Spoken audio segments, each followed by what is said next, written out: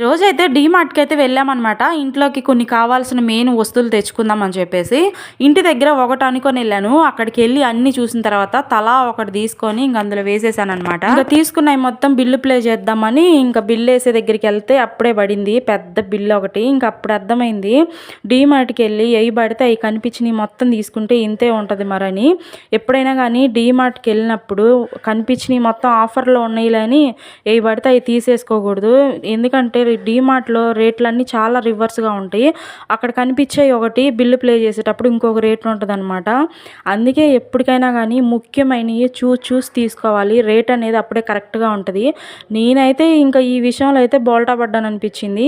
ఇంక ఎప్పటికైనా గానీ డీమార్ట్‌కెళ్ళినప్పుడు ఇంక నేను అంతే ఇంక జాగ్రత్తగా కావాల్సిన వాటికే తీసుకుంటాను. ఇంక ఈరోజైతే పిల్లలకి తినేయి, ఇంట్లోకి కావాల్సినవి తీసుకున్నాను. ఇంకా పైకొచ్చాననమాట. పైకొచ్చిన తర్వాత స్టీల్ సామాన్లు అయి ఉన్నాయి. కప్పులు చూడండి ఎంత బాగున్నాయి అసలుకి. నాకైతే చాలా బాగా నచ్చినాయి. కానీ రేట్లు మటుకు భయంకరంగా ఉన్నాయన్నమాట. ఇంక అందుకే వదిలేశాను. ఇంకా పిల్లలకి టీ షర్ట్లు అవన్నీ చూద్దామని ఇంక అవన్నీ చూసేటప్పటికి ఇంక అన్నీ ఏరి ఉన్నారనమాట. ఇంకా ఒక్క టీ షర్ట్ కూడా సరిగ్గా లేదనమాట. అంటే సైజులు కానీ కలర్లు కానీ ఏం బాలేదు. అన్నీ ఏరేసి ఉన్నారు. అందుకే నేను ఇంక టీ షర్ట్లు అయితే తీసుకోలేదనమాట పిల్లలకి. ఎప్పటికైనా డీమార్ట్‌కి వెళ్ళినప్పుడు జాగ్రత్తగా షాపింగ్ చేయాలి.